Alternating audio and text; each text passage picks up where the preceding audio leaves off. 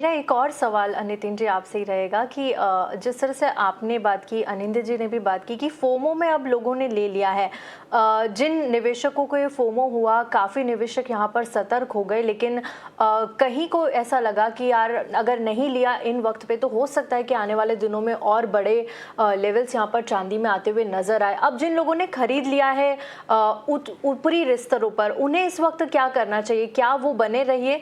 क्योंकि उनकी तो बड़ी चिंता बन गई ना, एक बड़ा करेक्शन आता हुआ नजर आ गया। क्या आने वाले दिनों में अगर मैं अगले 3 से 6 महीने की बात करूं तो जितना हमने अभी पिछले महीनों में देखा है, चांदी की स्पेशली बात करें, जितनी बड़ी रिकॉर्ड रैली देखी, क्या आप देख रहे हैं 3 से 6 महीने में आते हुए?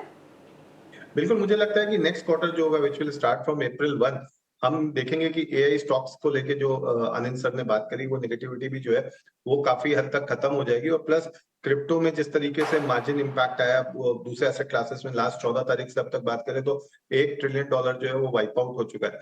तो मुझे लगता है कि ये सारा कुछ इस क्वार्टर में खत्म हो जाएगा और next quarter is going to be good. जिन्होंने ईटीएफ या फिजिकल में इन्वेस्ट कर रखा है और जो अब डर रहे हैं, मेरी उनको सिर्फ एक ही सलाह है कि आप पॉसिबल हो सके तो फरवरी और मार्च में जो प्राइसेस है उनको ना लेके 15 फरवरी के बाद मुझे लगता है चीजें ठीक होने लगेंगी। लेकिन जितना 15-20 दिन अगर आप प्राइस नहीं देखेंगे तो आपका जो फियर है वो जो है वो बाहर रहेगा।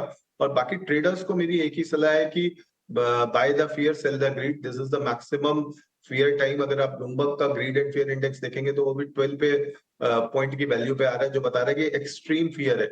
तो एक्सट्रीम फियर पे जब भी हम मार्केट्स को देखते हैं तो हम देखते हैं कि 20 या 25 दिन के बाद जो है एक अच्छी रिकवरी हमें हमेशा दिखाई देती है।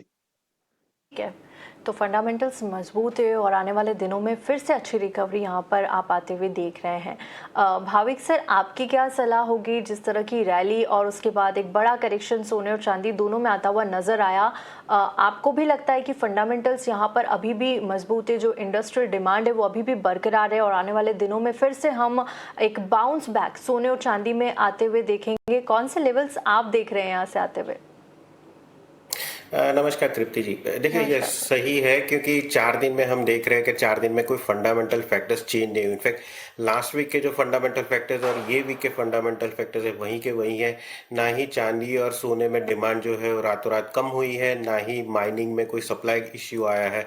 बट ये जैसे हमने देखा था कि नवंबर से जो जनवरी तक की जो रैली थी वो ज़्यादा ओवर स्ट्रेच हो गई थी। और यूजुअली हमने देखा कि जब जब इतनी वैल्यू ओवर स्ट्रेच होती है बट ट्रेड जो होता है वो बहुत क्राउडेड होता है, फियर ऑफ फोमो होता है, तो वहां से कहीं ना कहीं तो सेलिंग आती है। और यही हमने देखा कि जो काफ़ी लिवरेज पोजीशंस थे वो अनवाइंड हुए। तो मैं बोलूँगा कि ये it is just a matter of positioning.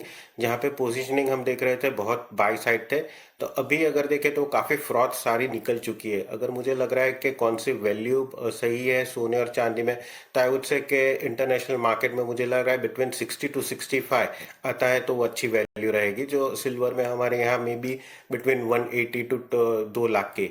और सोने की बात करें तो मुझे लग रहा है 4300 से 4200 का जो लेवल है वो काफ़ी स्ट्रांग है। I think it is a value वहाँ पे एक्चुअली अगर आता है तो बाय कर सकते हैं। और हमारे यहाँ एमसीएक्स में अगर देखें तो आई वुड से कि 148 से 149 के बीच में। और जैसे बनर्जी साहब ने भी बताया था, ये अभी T20 के खेलने जैसे नहीं है कि जहाँ पे आप आउट हो सकते हैं, क्योंकि वॉलेटिलिटी इतनी ज़्यादा है कि अगर ट्रेडर कोई भी ट्रेड करेगा तो एटलीस्ट स्टॉप लॉस उसका होगा बहुत हाई वॉलेटिलिटी। बट अगर कोई संभाल के खेलता है, जैसे अगर आप एक्यूमुलेट करते हो ईटीएफ या कोई भी डिप पे आप फिजिकल बाइंग करते हो, तो एक्सपेक्टेड है क्योंकि फंडामेंटल्स चेंज नहीं हुए, ये जस्ट एक्सेस फ्रॉथ है वो निकल जाएगी। तो उसके बाद आगे जाके अगर हम देखेंगे तो अच्छे खासे रिटर्न है। तो आई थिंक जिन लोगों ने रैली में पार्टिसिपेट नहीं किया, जो रह गए हैं, आई थिंक उनको यहाँ से एक्यूमुलेट करना शुरू करना चाहिए। बिल्कुल, तो जिन लोगों ने पार्टिसिपेट नहीं किया है, फोमो हुआ आपको लेकिन आप फिर भी सतर्क हो गए। अब आपके लिए यहाँ पर लेवल्स बन रहे हैं, इन लेवल्स पर आप थोड़ा-थोड़ा एक्यूमुलेट कर सकते हैं सोने और चांदी दोनों पर। चलिए